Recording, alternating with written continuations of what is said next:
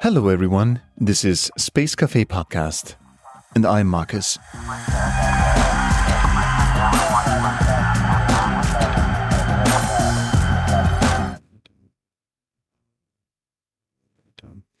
Welcome back to the show, my friends, where we venture beyond the final frontier through conversations that not only illuminate the vastness of the cosmos, but also reflect on the creative and philosophical questions it inspires. Today, we are reuniting with an extraordinary guest, Nahum Romero, a visionary whose work resides at the crossroads of art, science, and cosmic contemplation. The last time Nahum joined us, the world was in the throes of the pandemic, a period of introspection and questioning that seemed to mirror his own approach to the cosmos. Known for his critical stance on the traditional trajectories of the space industry, Nahum's insights offer a fresh, if not radical, perspective on how we envision our future among the stars. In an era obsessed with technological conquest and colonization, Nahum demands we pause and consider the arts and humanities as not just valuable, but essential to the very survival of our interstellar ambitions. Nahum argues that without embracing these disciplines, our space endeavors may lack the depth, ethics, and vision necessary for a truly sustainable and inclusive cosmic existence. So as we prepare to dive into this stimulating discussion, let's reflect on the essence of Nahum's message, that the future of humanity in space cannot be secured by technology alone, but requires a radical reimagination of our cultural and existential foundations. So join us as we explore these ideas and more, challenging ourselves to envision a space future enriched by diversity, creativity, and profound humanism. So, without further ado, let's welcome Nahum Romero back to the Space Café Podcast.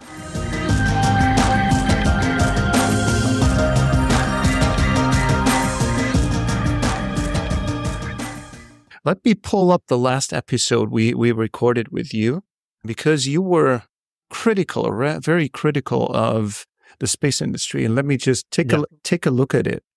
So it was episode 7. And it was titled Nahum Romero, What the Space Industry is Missing and Why Not Even Elon is Visionary Enough. So a lot has happened in the time ever since, and Starship hasn't been around back then. It's still not around. But you've been critical about the space industry. Is that still the case for you? Yeah, absolutely. And I do it with not to be negative about space activities. Actually, I do this because I love space activities and I love our community. But I think, I've been in the space sector for 14, almost 15 years in my capacity as an artist. So I think the first years, I was just fascinated by everything that was happening. And I spent years reflecting, what is that thing that the artists and people in the humanities can bring into the space conversations and the space sector.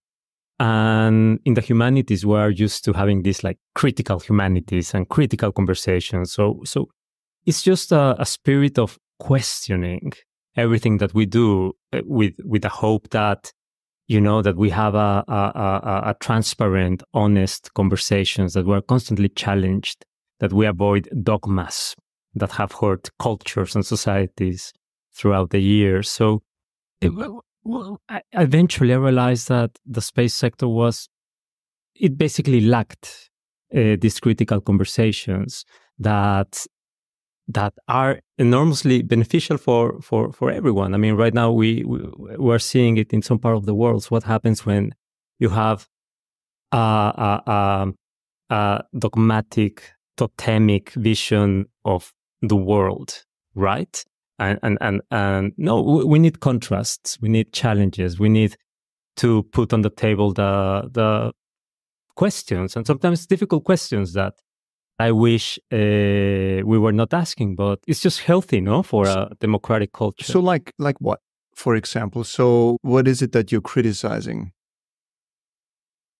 There's a long list. I think first and foremost, it seems that there is a missed opportunity in the space activities, because we are basically a lot of paradigms that haven't worked on Earth, at least today, they are not working. We're exporting them into our visions of the future in space. And I'm talking about our economic model that is based on extraction and exploitation of what we call resources. No, even to understand the universe and the planet as a resource is problematic. It's not a resource that puts humans at the top of the pyramid. So that's one. Another one is the colonial behaviors and narratives of space activities, not to think that we can go anywhere and claim it ours to our benefit. It's like resources out there. Yeah, exactly. No, like, I mean, putting flags is already a colonial symbol. Yeah, and there are like voices around that say that we should move our polluting industries into other celestial bodies to alleviate the burden that the planet has. So I think it's, like if we look at history, we've been very good at rushing into whatever the latest development is. Think of the Industrial Revolution. We never thought that burning fossil fuels could mean the end of the planet as we know it. Now imagine, if we start like altering the cosmological order, even though it's other scales, of course, but soon we will be speaking about the anthropocosmos, an era of human interference in the universe. And we just have to look at what has happened in low Earth orbit. It's full of space junk, which is a big topic in our community. So you're criticizing that we are, in fact, not using this as an opportunity to recalibrate ourselves. So we're lazy. We're being too lazy. We're just building the rockets. We're just building the starships. We're just building infrastructure. So it's the lowest level of human ingenuity. Is this the criticism? Yeah. The criticism is that also, as someone from the humanities, is that we have failed to be even more part of this community. And in the same way that we're developing the latest science and technologies for space travel, we need to develop the new cultural ideas. If we go to the moon or to Mars, to have similar systems as we have on Earth, so on a societal level, then we're failing. Why don't we come up with other ideas, other economic models that are kinder to other existences, other frameworks for coexisting with each other beyond state nations? Like we are fighting so much for borders, and it's just very tragic. So let's start imagining, and what is, for me, more interesting is like, how can we imagine new futures in space activities outside of this planet without the inertias that we have on this planet? And then use those ideas back on this planet, to take the next step towards a planet with more kindness and compassion to everyone around. So we have very strong economic incentives on Earth and motivations and whatnot. So how can you break through all this to get heard, to have your voice heard? Because why would anyone listen to something like this if you can mine an asteroid and become the next trillionaire or whatnot? How we can stop it? Yes. Well, I mean, I don't think this is the work of one person, but it's definitely the work of having an inclusive conversation. I'm remembering right now, a month ago, I was the jury for this art competition in Latin America. The organizers were proposing to put artists in analog simulations in the desert in Mexico. We got over 900 submissions from all Latin America. There was no topic specified apart from living in those environments. And it was incredible to see that what were the narratives that people were proposing. I would say that a good 80% were anti-colonial narratives of using the land. What was the ratio of Latin Americans and the rest of the world? It was 100% Latin American. It was for Latin Americans from Mexico to Argentina. Okay. So it was very interesting to see what, like, again, people in culture, what are the hot topics now? Coloniality is one. And when we insert the space word, they insist we should avoid any futures that come from imperialistic colonial roots. The question is, how can you, and I'm repeating myself, how can you make yourself heard? How can you make those voices heard that obviously express something of relevance, but still we are caught in a paradigm, in a Western economic dominated paradigm. So how can you break through this? I think we like being very pragmatic. I think that there are like a few places here and there where that serve as a bridge between these communities in the humanities and the space sector. One is something that we have worked so much in the last 15 years, which is ITACUS, the Technical Committee for the Cultural Utilizations of Space at the International Astronautical Federation, which I helped to found with Roger Malina and Nicola Triscott, and that I chaired 2 terms. For example, this year we have a new technical session, which is called Decolonial Practices for the Space Sector, which was a very challenging session to have because basically no one wanted it, or no one thought it was even relevant. But me and Nelly Ben Hayoun, another great disruptor and great colleague of mine, we were determined that it had some relevance and some importance. And as soon as we put the call out there, like all the academic circles were rejoiced that finally in the space sector, this conversation was happening. Not in a museum, not in a university, no, but in the core of the space community. So that's one specific example. Another example can be like the work that I'm doing with Cosmica Institute, which is a cultural space organization. So we do a lot of programs all over the place. We work with space agencies. I have advised the European Space Agency, space companies, etc. And the message is the same. And I know of other artists that are doing similar work. So it's very practical work. Of course, this has to be the result of a community working together. It cannot depend on me, or a couple of people. But we hope that, that we are having better access to this, to put on the table these conversations. Sure. Now, who wants to tell us a little bit about yourself so that audiences who may not have heard of your work, of you before, give us a quick lowdown on who Nahum Romero is. Oh gosh, well, I'm from a land called the Navel of the Moon, which means Mexico.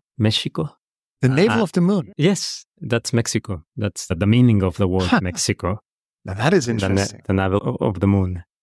And I come from Mexico City, which originally is the Anahuac Valley, where the Mexicas and Aztecs were living. I studied there computer science and philosophy. Then I moved to London and I studied a master's in music composition. And I started to work in theater for 5 years. And it was, while working in this theater that I got connected to the Astronautical Federation because they were putting together this committee for arts and culture. And I was fascinated by the space sector. But before then, Carl Sagan was always in my life. Of course. like... I'm missing him really dearly. He passed away way too early. Yeah, I think so. Sometimes when I'm like defining my purpose and my mission, I try to channel Carl Sagan and think, what would he be saying today? Yes.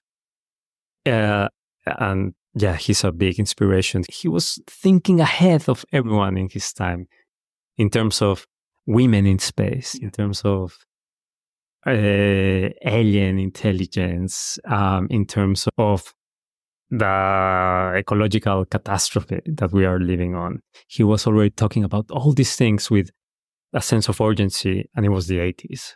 It's crazy, isn't it? I mean, like, there was a huge move back, in my opinion, that we have made so far. We were really on a tangent, a very progressive space tangent back in the 80s. And today, I'm asking myself, where are the visionaries, the Carl Sagans? Where are they? I'm not saying we don't have visionaries, but we have Elon Musk, Jeff Bezos. They are visionaries when it comes to building structure. But what is a true vision? A true vision could be, let's restart humanity on a different place. Clean slate. Let's be good people for the first time, or whatever. Let's make a huge experiment. Where are those people? Maybe I'm sitting across one right now. I mean, about Elon Musk and Jeff Bezos, yes, they're great business people. And in the case of Elon, a great engineer as well. No doubt about that. But when it comes to philosophical visions or narratives or visions as such, yeah, he falls short. And yeah, we're missing Carl Sagan's right now. And again, I don't believe that there has to be this visionary one unique person that has to lead humanity to a better place. I want to believe that collectively we can do it through talking, by talking to each other, having conversations. It's difficult, I mean, we see the issues of democracies. It becomes very messy and chaotic, but it's needed. And that's true human building, So I really hope that this will emerge from different groups of people pouring in different ideas from different parts of the world. So we can really conjure up these visions that we need. I mean, there's definitely a crisis of imagination. This is insane. So you're saying we're too unimaginative. We are at the lowest level of our capabilities. It's boring. We're boring. We're very boring, like, I mean, it's like this philosopher, Frederick Jameson, I believe. He said that today is easier to imagine the end of the world than to imagine the end of capitalism. Like, I think as humans, we have this power to create myths and stories and false gods, and then we just follow them. Call it capitalism, call it AI, call it state nations, and so on.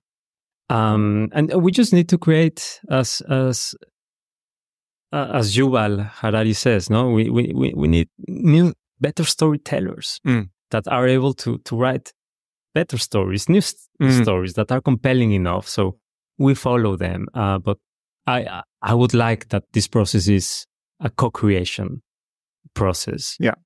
But yes, not top down. Not top down. I think, top down is thinking of God or a president or prime minister or an Elon Musk or a dictator. I don't believe in the one man leading. Yes. And I'm talking about man because it tends to be men, right? Which is another issue, the masculinities in leadership and in the space sector, which has to be addressed as well. Speaking of narratives, there's a beautiful project that you are currently undertaking, and this entails satellite data. You're converting into narratives with the use of artificial intelligence. Yes. You caught my interest. Tell us more. What's going on here? Well, like I am always like thinking how I can use space technologies for making art. No, like exploring that artistic potential of space technologies. And I always wanted to do something with satellites. So like what could I do with these like eyes that are surveying Earth since like 30 years ago or more? And I thought, well, we have collected so much data. And one of the many issues of the climate crisis is that it's very difficult to understand what is going on because we don't understand the world through data. We do it through stories, right? Exactly. So I was like, okay, what if we take that big data and create a software that analyzes it, understands patterns, and then creates stories, short, beautiful stories about what is happening to the planet. Let's remember that in most of indigenous stories or storytelling traditions, they used to be in conversation with the modern human world, with nature. They will talk about the wind whispering to them or the mountain telling a story and so on. So I wanted a little bit of that spirit, but understanding also to unveil what is happening to the planet in the last 30 years. So imagine that, like you go out of your house and you ask the local park or forest or river, like, tell me a story of your experience of being on Earth on the last 30 years. And it tells you a short story, but based on real data, real changes that have happened that escape our human scale of, of perception.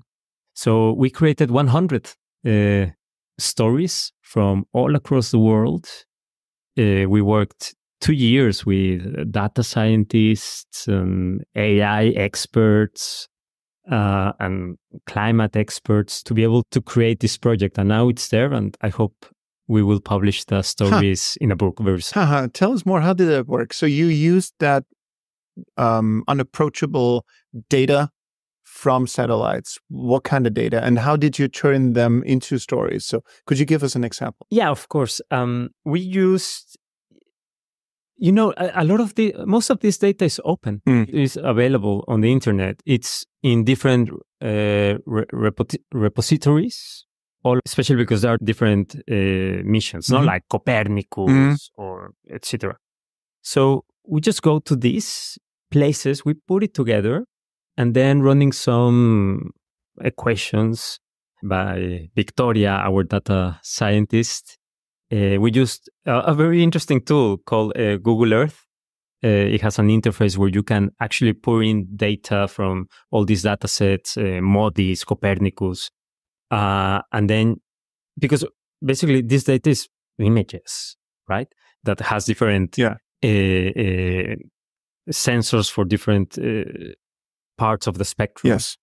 No, so if you want to know the vegetation index in that forest, you need to run some code, and then you are able to extract and create an index for this vegetation index. So then imagine that you graph, like a very simple graph of what happened in the last 20 years. And then we created this software that creates a story out of these different points. But you have to tell the software, okay, if there is going to be good and bad values in this graph, then what's the baseline? So we had to do another kind of research to understand what are the optimum levels of this particular ecosystem. And then remove all the seasonality, because the planet is changing every year, like nature fades out and then it comes back. But you have to look at the big picture.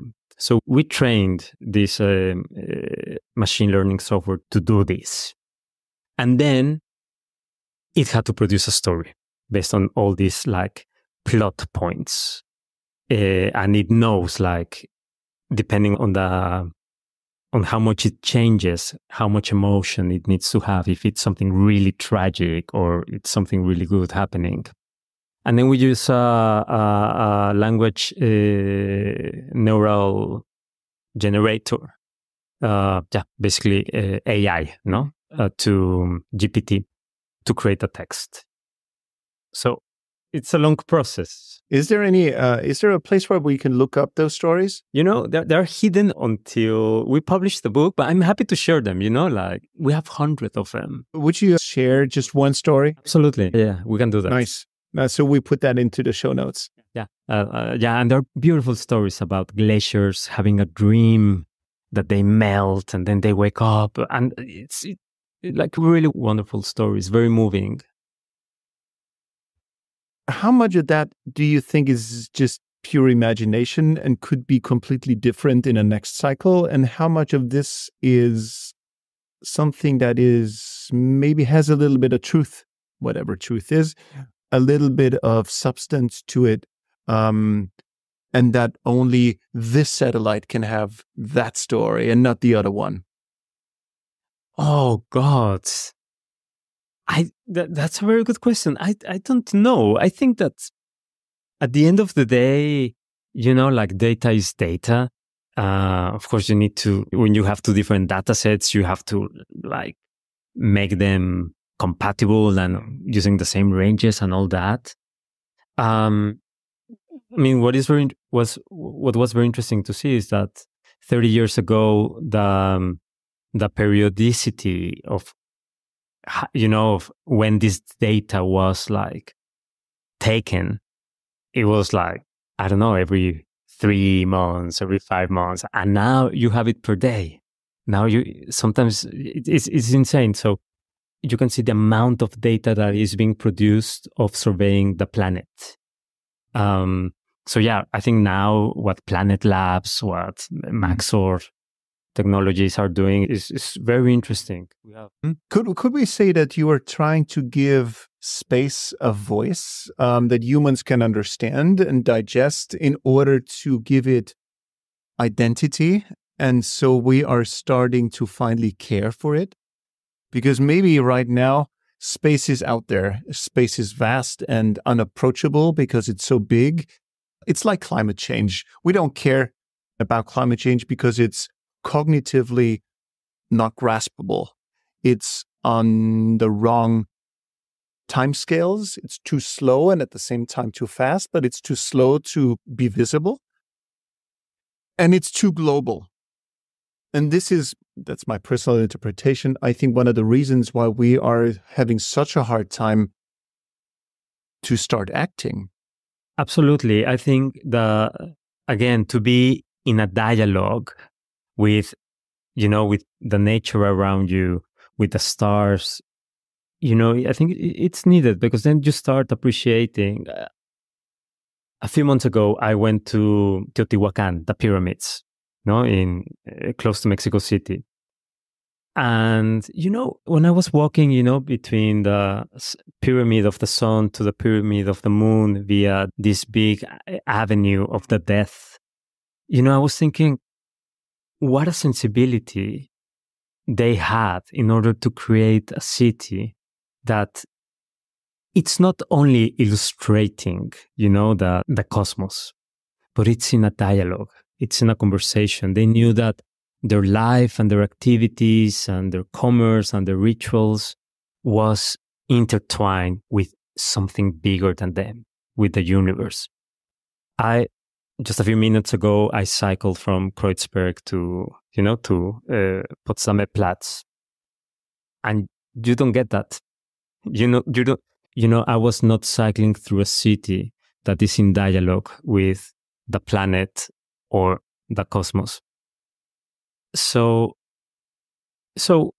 I think it's important to start like listening to the voices of the cosmos. And we can use poetry. We can use, just like our senses to appreciate that we live in an incredible planet, in an incredible universe, and create these dialogues between ourselves, our daily lives, and something greater than us that we're part of at the end of the day. Tell us a little more about your visit to that beautiful indigenous city?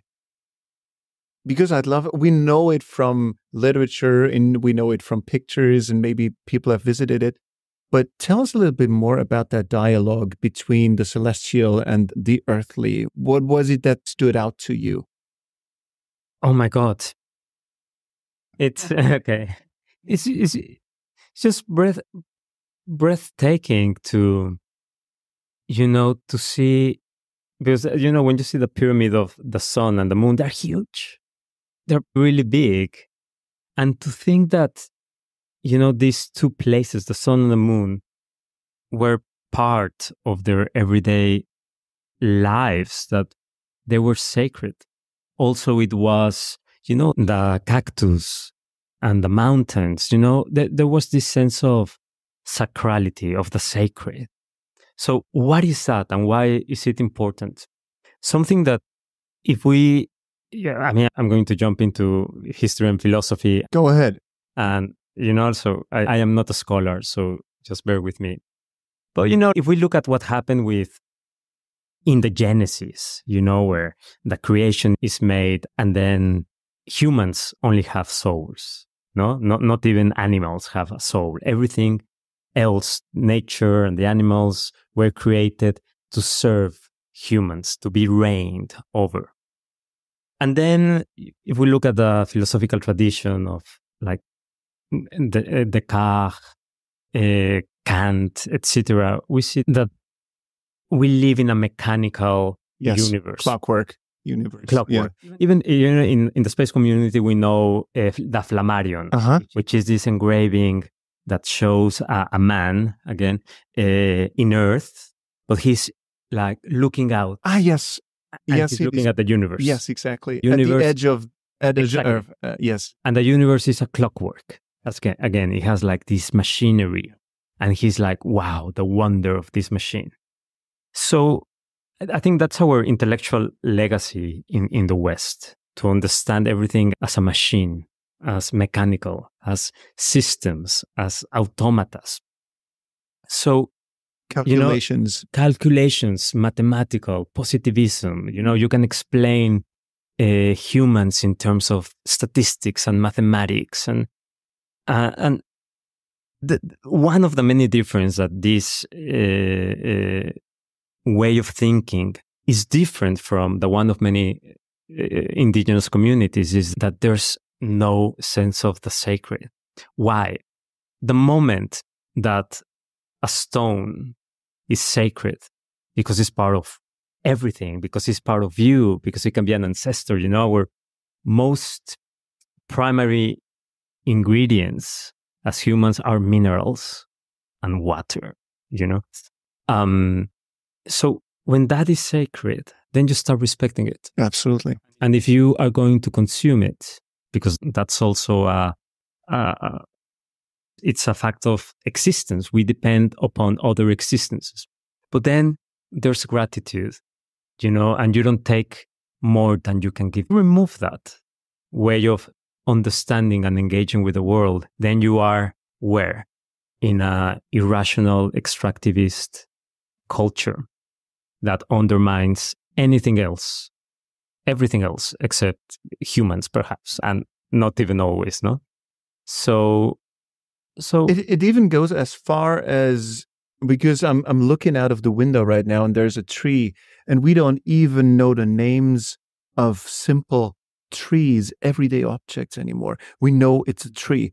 And maybe we can differentiate between trees with needles and trees with leaves, but then it ends. And once we have no label for something, with no name for it, no word, it doesn't exist and it has no value. And that's one of the reasons, maybe, why we treat the planet the way we treat the planet. So this is a beautiful observation you're sharing, that indigenous cultures were aware of that. And so maybe this is where education in the Western world is failing.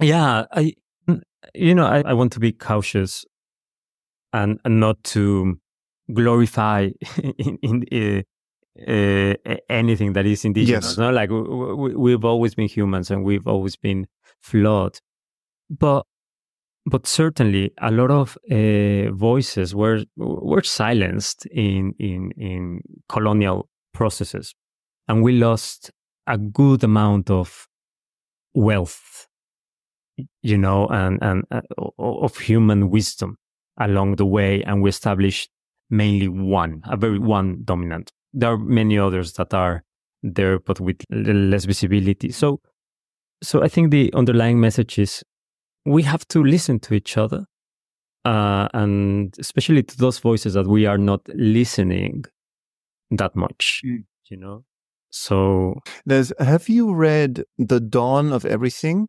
It's a beautiful book. Let me just check who wrote that. It's an attempt to retell the history of humanity. And it's by, hold on a second. So let me check who the writers are. The Dawn of Everything. Yes, by David Graeber and David Wengrow. It's an attempt to retell the story of humanity from the eyes of Renaissance. And back in Renaissance time, John Locke and Rousseau were pondering the notion of inequality, why there is inequality amongst humans. And they came across a beautiful little dialogue of a Jesuit missionary with an indigenous person. And they became friends because the Jesuits wanted to bring the gospel of Christianity to North America. And so when the two became friends, the Jesuit guy soon discovered that the Europeans have nothing, absolutely nothing that could make them feel superior to indigenous intellectuals, if you want to label them as that. Quite the opposite, quite the contrary. This guy, the Jesuit monk, the missionary went back to Europe and said, there is nothing I could say where this guy is not more intelligent than myself. And so the question is, and this is really something that resonates with me, that what you just mentioned, we should listen to those unheard voices before we kill them off for good and we lose their heritage. And I think this is what is happening also in our culture, in our Western culture, where the notion of the elder is not a positive thing. The elders, we want to get rid of them because they are not beneficial to the industrial, creative lifestyle that we're having. They're not market objects. Sorry for my lengthy intervention here. That we should consider before we're losing that wisdom for good, in my opinion. No, thank you for saying that. Yeah, no, like elders are an asset, no, like they bring the issue of pensions and things like that. But it's true, and it's hard. This is hard work. This is why we're not doing it, because it's very easy just to forget that all that diversity of voices exist. And I mean, it's hard to understand oneself, then try to understand the other. It's double the amount of work. However, if we want to coexist with better conviviality, and not only between humans, but with the more than human, we need to make an effort. I think, like we've seen the results of our uncaring actions right now. I mean, and let's bring in the science. It's quite bad. It's quite terrible what humans can do to the planet, and there's not going to be a change unless we really change ourselves. No, that's a basic premise. Mm-hmm. Do you think AI can come to the rescue right now? No, it would be not like, no, I really don't think so. In the same way that capitalism, it helped a bit in the beginning after the Second World War, but then just became another exploitation tool, and didn't. Today, the world is not equal. No, it has to come from soul searching. It's easy to put the effort, somewhere else other than you. But I'm really suspicious about that way. It's like the age-old belief that new technology will help us get rid of the mistakes we made with old technology. That's an internal cycle that has never really worked. Yeah, exactly. Yeah, totally. So no, we have to do the real work. That's what I believe, and that's what in all the work that we are doing. This is what I try to say. And Nahum, 3 years ago, when you were on the show for the first time, you told me about a piece of your art on the space station. Yes. How did that go? It came back after refresh our memories. 3 years, almost 4 years of being in orbit. Well, it was a really wonderful opportunity to do such a project with really great partners, including ISU, the International Space University, the IceCube services by Space Application Services, the European Space Agency, the Horizons funding, and eventually, it was launched on a SpaceX Falcon rocket.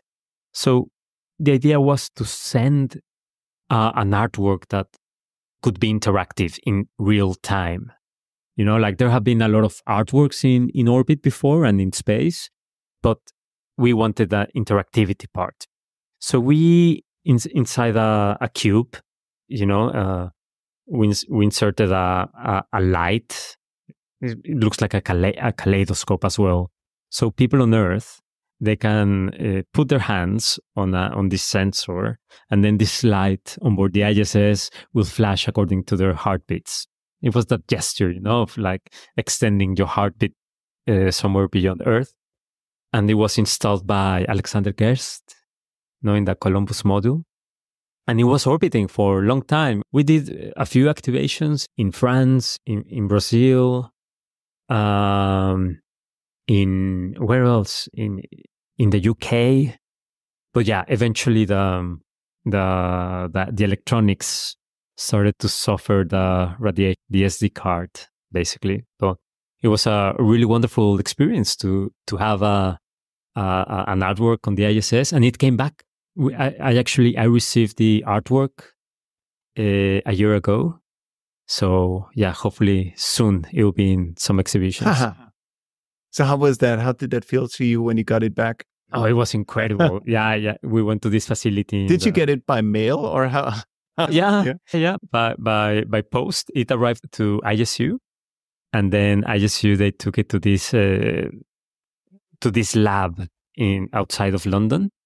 So we went there to like unpack it, and we filmed it, and we removed all the different components, and it was a beautiful experience to see that this little baby was in space for nearly 4 years. Fascinating. So tell us more about your space project. So that is done. Now the narrative project with the satellites. What else is going on between Nahum and the space world? Well, I like this week, I co-edited a book that is coming out this very week. 3 years of work into this book. It's called Space Feminisms. I did it with 3 scholars, Annick Bourreau from France, Marie-Pierre Boucher, and Claire Webb. And it's been published with Bloomsbury Press. And it's a wonderful book about space activities from a feminist perspective. So we have astronauts, we have Nicole Stott. We had her on the show. Oh, really? Yeah. She's wonderful. Yeah, very enthusiastic about participating. We have Sojun. We have different space scientists. We have artists. And it's coming out this week. Wonderful. What is special about it? Why does the world need something like this?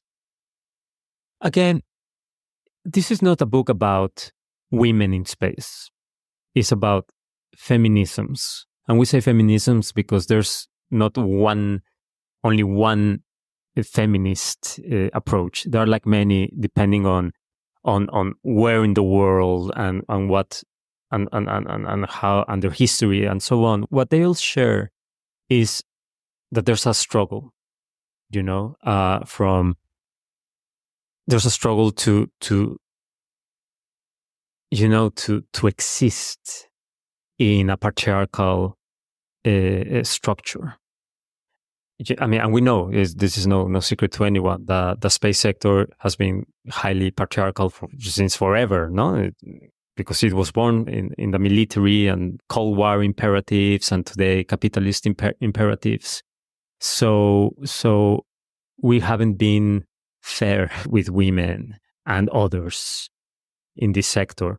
So this is a book that puts together, like many of the main voices that have been not only participating in space activities, but actively reclaiming their space in the space sector. So we have voices from Africa, from Asia, from Latin America, of course, from USA, Canada, Europe. But it's, again, this is one of the discussions that also we need to keep having. Markus, in a way, my job is very simple. I take the hot topics that are happening in the humanities and I just bring them to the space sector, because not many people are doing it. And I think this is my mission, like, again, to bridge this gap between these two worlds. Feminist discussions have been going on for decades already in cultural circles, but in the space sector, it's not. And then we know what kind of community we have, no? Where 80% of astronauts are male, when there's not a single gay astronaut. There's not a single gay astronaut. Crazy. There are lesbians, but men, no. Like we don't want can't go that far. We can't go that far. So, and let alone like the opportunity of having a trans astronaut one day. So, so I think it's disruptive. Yes, some people get, I guess, annoyed or think this is unnecessary. But believe me, this is for a healthy ecosystem. Absolutely. What was one of the surprising insights from that book publication or the creation of that book? Was there a surprising moment or an anecdote you'd like to share? Well, we have so many contributions from different people. But yeah, just hearing again and again the same stories, that shared stories that happen to all of them. Like when speaking to the astronauts, for example, like when they were doing their training and eventually they became mothers, all of them were asked, so now that you're a mother, how are you going to cope with your career as an astronaut and being a mother? While all the male astronauts in the room had kids, but they don't get these questions. No one would ask him, do you cope as a father? Exactly. Yeah. No. So you see how they share stories, no matter if they are from Asia or from the US. So yeah, it was very enlightening for me, also a man. It made me think profoundly about my role in the space community and in my community. And I thought that, like as men, we've been a little bit cynical when it comes to diversity and inclusion in the space sector, because we have created spaces and forums for these diversities and women and so-called minorities to be present. Playing grounds. Yeah, it's like, there's a room for you. Yeah. But being honest with oneself is like, okay, what am I doing? Really, like as a man, how am I improving my masculinity? How is my masculinity becoming more responsible and less toxic? And that's still a conversation that we are not directly addressing. Like we are addressing the problem, but not the root of these problems, which is us. And actually on Saturday, I am going to run a workshop for Space Generation, SGAC, about responsible masculinities in the space sector. I'm not an expert in these issues, but I think, like moving a step forward in the right direction and just start making this a conversation, a topic, it can be very beneficial. And let's see who's willing to sit down and reflect on their very personal role of their masculinities and how it affects them, but also everyone around them, other groups, but also the planet and also the universe. And yeah, it's challenging for me to do this, but it feels like the right thing to do. What could be a typical question I could ask myself as a guy to reflect on my own? Yeah, if you sit down and ask yourself how your behavior and your ways are affecting others around you, your family, your friends, your kids, your dates, your co-workers, animals around you, the planet, and where it comes from. Does it come from because your father was like that? Because he was absent? Because he never told you, I love you? Or because you were bullied? So try to reflect how it affects and how you constructed your identity. Based on what? Responding to what? Or inspired by whom? Yeah, that's challenging for most of us, And painful. And painful. We all maybe need to, to go to therapy. But, just the fact that we're open to ask this to ourselves might be, again, a step in the right direction. Confronting ourselves with our own ghosts. Yeah, totally. The others are doing the work. Exactly. We need to start doing ours. Yeah. There's a question I haven't asked in our first session we had 3 years ago, because that question wasn't around. But then I started making it a habit for each guest I have. So, would you be ready to go into space? I am in space. Good. And no one has said that before. But I mean, would you be ready to go to the moon or Mars or wherever? Or would you want to in the first place? I am okay with being on Earth. I feel that I am already in a wonderful place in space.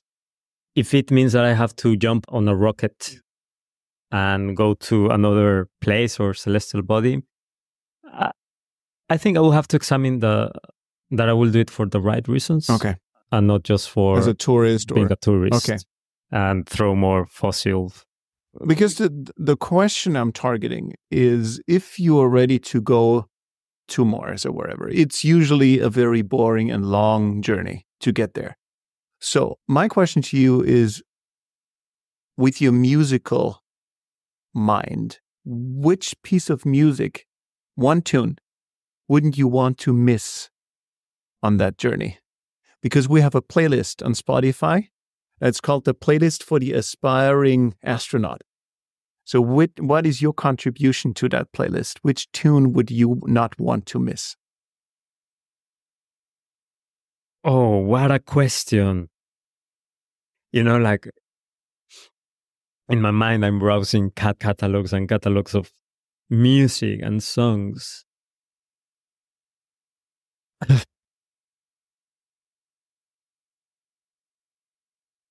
I think that a good song for a space traveler on their way to Mars. It's maybe for yourself. For myself. It not necessarily needs to be space related. It can be anything. It should be something that would be good company to you. I think I would go by... Okay, give me 1 second. Sure. Prince song called Paisley Park that talks about going to this fantastical place where everyone is original and unique and it's very psychedelic. So I will go for Paisley Park by Prince. Good, wonderful. Last question. This place is called the Space Café Podcast. It's a coffee place. In coffee places, you now and then have an espresso to energize yourself. Now I challenge you to share an espresso for the mind with me. What could be an energizer for the mind for the audiences who are listening right now? Okay.